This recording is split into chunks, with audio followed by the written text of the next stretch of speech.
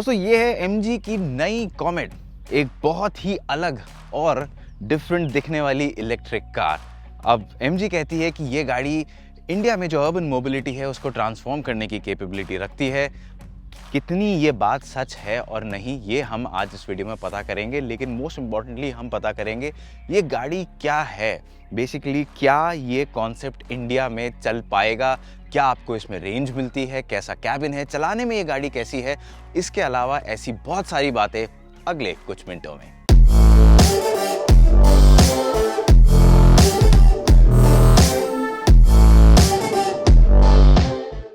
तो सबसे पहले बात करते हैं इस गाड़ी की सबसे खास बात की, और वो है इसका डिज़ाइन।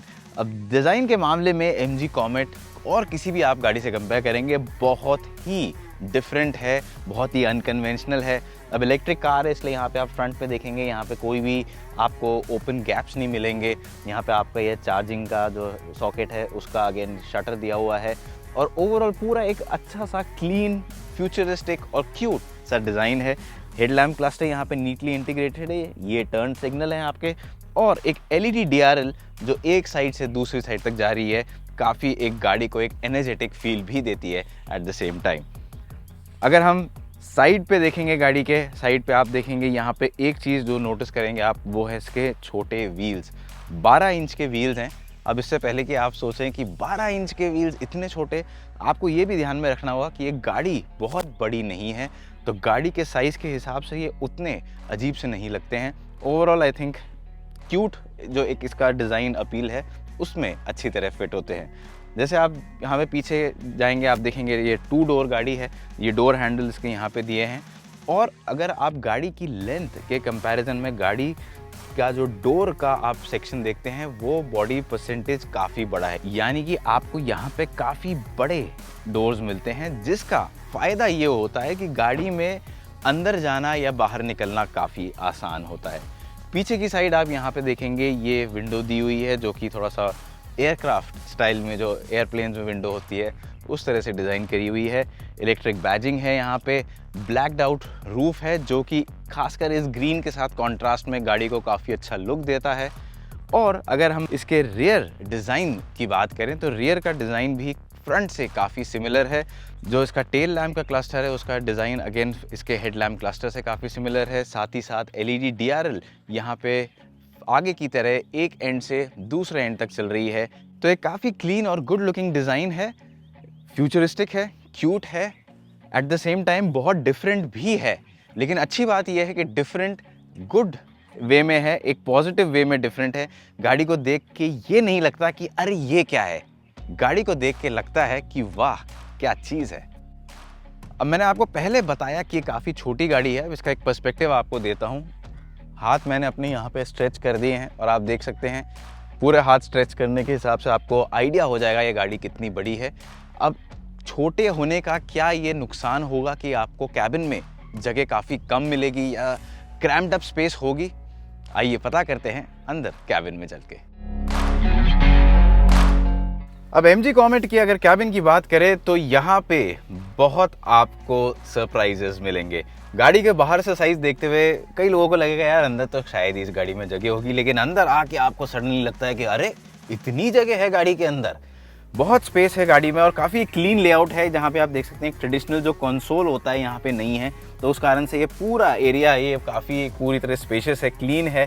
साथ ही साथ पूरा डिज़ाइन अप्रोच मिनिमलिस्टिक है, यानी कि आपको बहुत कम क्लीन एलिमेंट्स यहाँ पे मिलेंगे। बटन्स आप देखेंगे नहीं है, सिर्फ ये 3 यहाँ पे ये नॉब्स दिए हुए हैं जो क्लाइमेट कंट्रोल के लिए हैं, और एक बटन है जो आपके ड्राइव मोड्स चेंज करने के लिए। लेआउट इसका काफ़ी अच्छा दिया है, यहाँ पे लाइट कलर्स यूज़ करे गए हैं, फैब्रिक यूज़ किया गया है जो कि एक इलेक्ट्रिक कार के साथ जो एक सस्टेनेबिलिटी की थीम है उसके साथ अच्छी तरह मैच करती है। मेटालिक यहाँ पे ब्रशेस दिए गए हैं जिस कारण से कैबिन अच्छा भी लगता है और साथ ही साथ प्रीमियम उसमें क्वालिटी और फील भी आपको यहाँ पे मिलती है। दूसरा आप इसमें देखेंगे यहाँ पे ये डुअल स्क्रीन सेटअप यूज़ किया गया है जो कि काफ़ी अच्छा है दिखने में। तो क्वालिटी के मामले में, स्पेस के मामले में, टेक्नोलॉजी के मामले में कैबिन में बैठ के कोई कॉम्प्रोमाइज़ नहीं दिखाई देता है आपको। डुअल स्क्रीन सेटअप है, जो राइट साइड वाली स्क्रीन है वो आपका फुल्ली डिजिटल इंस्ट्रूमेंट क्लस्टर है। यहाँ पे आपको इंफोटेनमेंट स्क्रीन मिलती है। इंस्ट्रूमेंट क्लस्टर का डिस्प्ले बहुत ही अच्छा है, बहुत सारी वाइड रेंज ऑफ इंफॉर्मेशन आपको मिलती है, बहुत ही बढ़िया एक ग्राफिकल फॉर्मेट में। साथ ही साथ इस स्क्रीन की मैं बात करूं तो यहाँ पे आपको टच रिस्पॉन्स ठीक मिलता है, कभी कभी थोड़ा थोड़ा लैग होता है, लेकिन उसके अलावा विजिबिलिटी अच्छी है, यूज़र इंटरफेस ईजी है, आपको कनेक्टिविटी मिलती है, तो आप बहुत सारे फीचर्स अपने स्मार्टफोन से एक्सेस कर सकते हैं। Android auto, Apple CarPlay, wireless है, तो तारों का जंजाल नहीं बिछेगा गाड़ी के अंदर।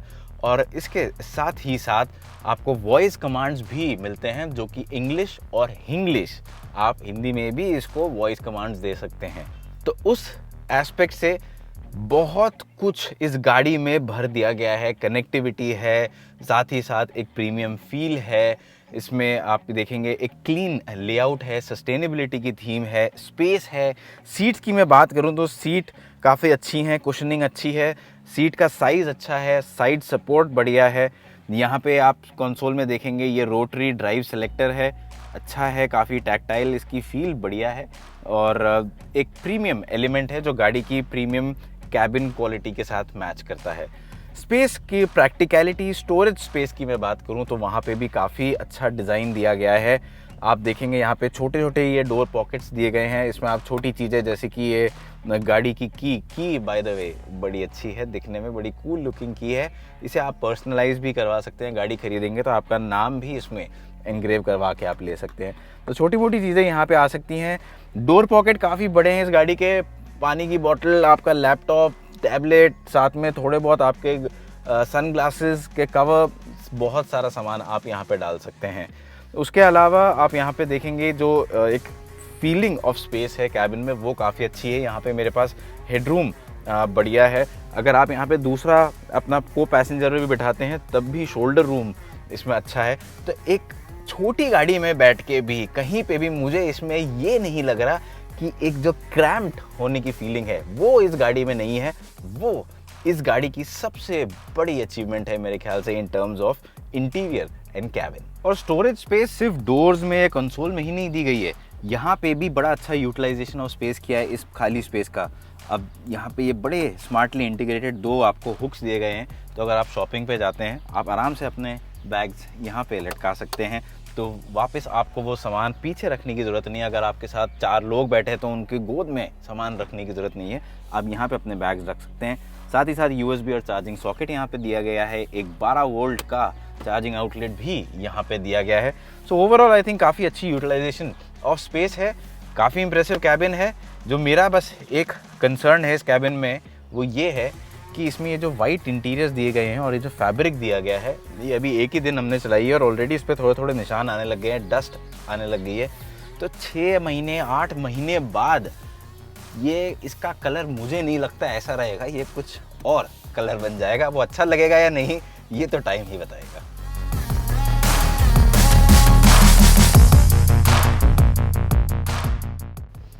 तो आइए आप चेक करते हैं इस गाड़ी की रेयर सीट। सबसे पहले घुसना पड़ेगा, 2 डोर गाड़ी है तो अंदर घुसना कितना आसान है। वेल, आपको सिर्फ ये लेवर खींच के सीट को आगे धकेल देना है और यहाँ पे इतनी जगह आपके पास है, अंदर आराम से आप घुस सकते हैं और निकल भी सकते हैं। तो अब जब आप एक बार सीट यहाँ पे अपनी पकड़ लेते हैं तो आप देखेंगे, अगर जगह की मैं बात करूँ तो कोई ऐसी कुछ कमी नहीं लगी मुझे जगह के मामले में, स्पेस के मामले में। ड्राइविंग सीट मैंने अपनी हाइट के हिसाब से 5 फुट 8 इंच के हिसाब से एडजस्ट कर ली है। और आप देखेंगे यहाँ पे मेरे पास अभी भी थोड़ा सा नी रूम है, लेग रूम भी ठीक है, मतलब मैं इसे बोलूँगा it's a decent amount of space जो आपको यहाँ पे मिल रहा है। हेडरूम भी अगर आप देखेंगे ऊंची गाड़ी है तो उस हिसाब से आपको हेडरूम अच्छा मिलता है। सीट यहाँ पे इसकी लो है, तो वहाँ पे थोड़ी सी एक प्रॉब्लम आती है, क्योंकि इसके कारण आपके पैर, यहाँ पे आप देखेंगे मेरे पैर जो घुटने हैं वो नीज आर पॉइंटिंग अपवर्ड्स, तो ये अपवर्ड पॉइंट करने के कारण आपको अंडर थाई सपोर्ट ऑलमोस्ट ना के बराबर है। अब ये इशू है लेकिन ज़्यादातर लोगों के लिए प्रॉब्लमैटिक नहीं होगा। उसका कारण ये है कि MG कॉमेट एक अर्बन कार है। The lack of thigh support आपको दिक्कत तब देगी जब आप कहीं पे बहुत देर तक बैठते हैं। तो अगर आप जैसे दिल्ली से जयपुर जा रहे हैं, आप गाड़ी पर 5 घंटे बैठेंगे, वहाँ पे आपको दिक्कत होगी। लेकिन ये एक अर्बन कार है, अगर आप 40 मिनट, आधा घंटा या 1 घंटा इसमें यहाँ पे बैठेंगे तो उसमें आपको इतना कोई खास इशू नहीं आएगा। बैक रेस्ट एंगल इसका अच्छा है, हेड रेस्ट आपको अच्छा मिलता है, सीट में कुशनिंग अच्छी है, उस एंगल से कंफर्टेबल सीटिंग है 4 लोगों के लिए अर्बन एनवायरनमेंट के हिसाब से।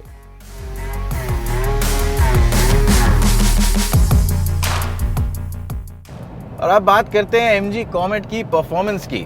बैटरी और मोटर की बात पहले करते हैं। बैटरी इसमें 17.3 किलोवाट आवर की है, बहुत बड़ी नहीं है, लेकिन ध्यान रखें कि गाड़ी भी बहुत बड़ी नहीं है, तो उसके हिसाब से एक हल्की छोटी गाड़ी के लिए काफ़ी है ये बैटरी। क्लेम्ड रेंज कंपनी की तरफ से है 230 किलोमीटर और करीब 40 horse power, 110 newton metre torque.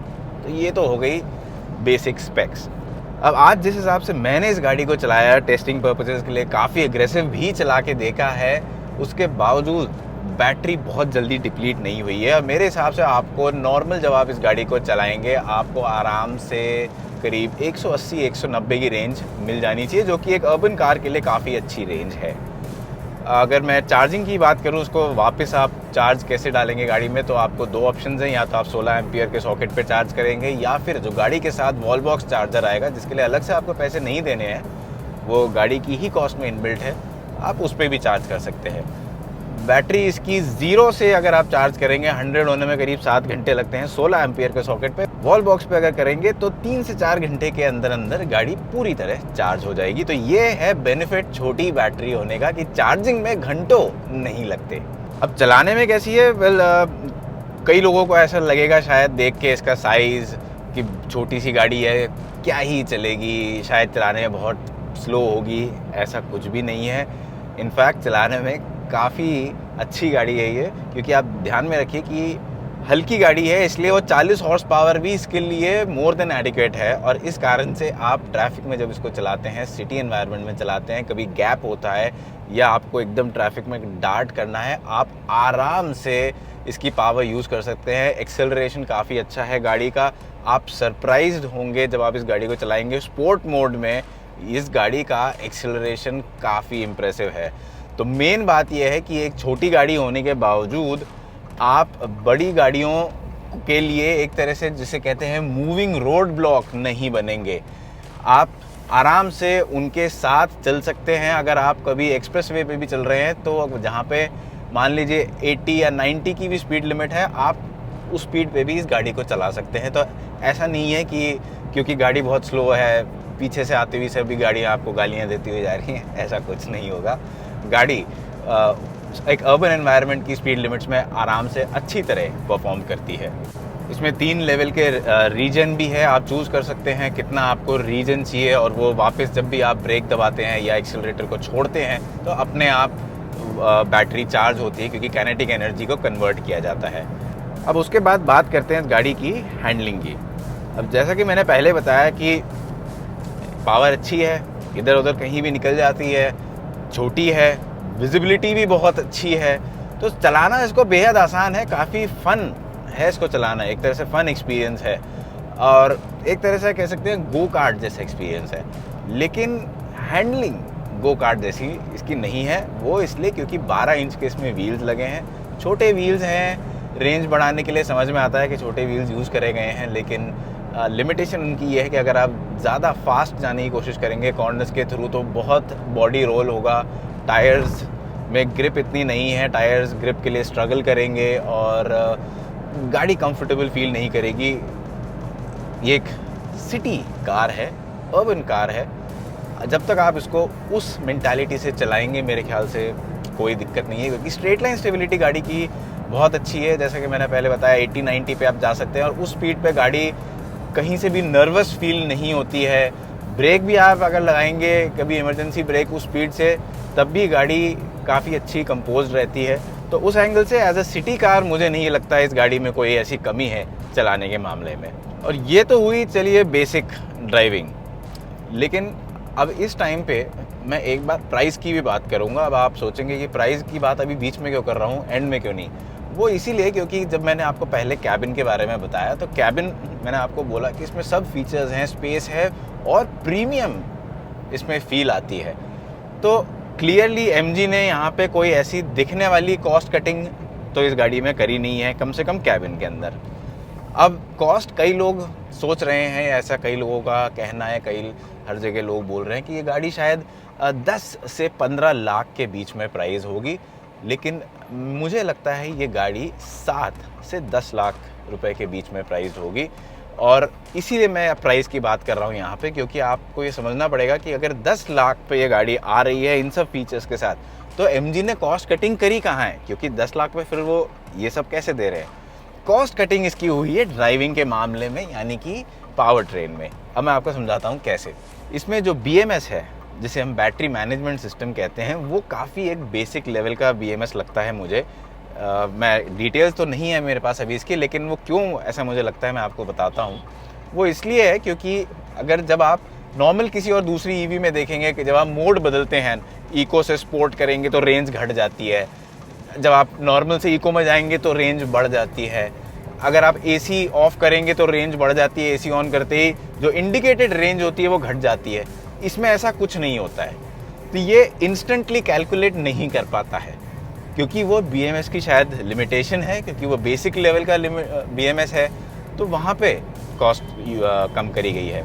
Electric car होते हुए भी इसमें पार्किंग ब्रेक, या फिर जो आप कह सकते हैं एक इलेक्ट्रिक पार्किंग ब्रेक है, वो नहीं दिया गया है, एक नॉर्मल हैंड ब्रेक दिया गया है, वहाँ पे कॉस्ट कट की हुई है। उस साथ ही साथ आप देखेंगे कि एक गाड़ियों में जो ऑटोमेटिक गाड़ियाँ होती हैं उनमें एक क्रॉल फंक्शन होता है, जहाँ पे आप एक्सीलेटर दबाने की ज़रूरत नहीं है, जैसे ही आप ब्रेक छोड़ेंगे धीरे धीरे वो अपने आप क्रॉल करना शुरू कर देती हैं। ये फंक्शन इस गाड़ी में नहीं है। अब ये थोड़ा सा मेरे हिसाब से, पहले दो चीज़ें तो कोई ख़ास फ़र्क नहीं पड़ता, ये मेरे ख्याल से थोड़ा सा नेगेटिव है, क्योंकि एक सिटी कार में जो कि बनी ही सिटी ट्रैफिक के लिए है, उसमें क्रॉल फंक्शन का ना होना थोड़ा सा मेरे ख्याल से ये चीज़ इम्प्रूव करी जा सकती थी। लेकिन फिर वापस मुझे लगता है ये BMS की लिमिटेशन है, क्योंकि ये शायद बेसिक लेवल का BMS है, तो वहाँ पे और ऐसी चीज़ों पे MG ने कॉस्ट सेव करी है। और इसी कारण से मुझे लगता है कि इसकी कॉस्ट बड़ी कंपेरेटिव होने वाली है 7 से 10 लाख रुपए के बीच में, 10 लाख से कम शायद इस टॉप वर्जन के लिए। और अगर ये प्राइस ही इसकी सही निकलती है, अगर जो मैंने प्राइसेस बताया, अगर इस प्राइस पे गाड़ी लॉन्च होती है तो कितनी बिकेगी? इस प्राइस पे काफ़ी अच्छी बिकेगी। वो इसलिए क्योंकि आपको ये समझना पड़ेगा कि इस गाड़ी को कोई भी एज अ फर्स्ट कार शायद ही लेगा, क्योंकि बहुत लिमिटेशंस हैं, लेकिन एज अ सेकंड या एज अ थर्ड कार घर में ये बहुत अच्छा ऑप्शन है, क्योंकि आपको सब फीचर्स मिलते हैं इसमें जो एक नॉर्मल कार में मिलेंगे। स्पेस मिलती है, चलाने में बहुत ईजी है, स्पेशली ट्रैफिक में, और अगर आप जाम में चलाते हैं, पार्किंग की आपको दिक्कत है, उन सब चीज़ों के एंगल से बड़ी कन्वीनियंट है। और उसके साथ ही साथ ख़रीदने में महंगी अगर नहीं हुई तो ये गाड़ी काफ़ी अच्छी बिकेगी। एंड इसीलिए प्राइसिंग बहुत इसकी इम्पॉर्टेंट है। अगर प्राइसिंग जैसे कि मैंने बोला 7 से 10 लाख रुपए के बीच में हुई, जो कि मेरा स्ट्रांगली ऐसा मानना है कि यही होगा, 7 से 10 लाख रुपए के बीच में प्राइसिंग, तो उस केस में MG कॉमेट काफ़ी अच्छे नंबर्स में बिक पाएगी। और मुझे लगता है कि एक अर्बन पर्सपेक्टिव से काफ़ी बढ़िया ऑप्शन मिलेगा बायर्स को।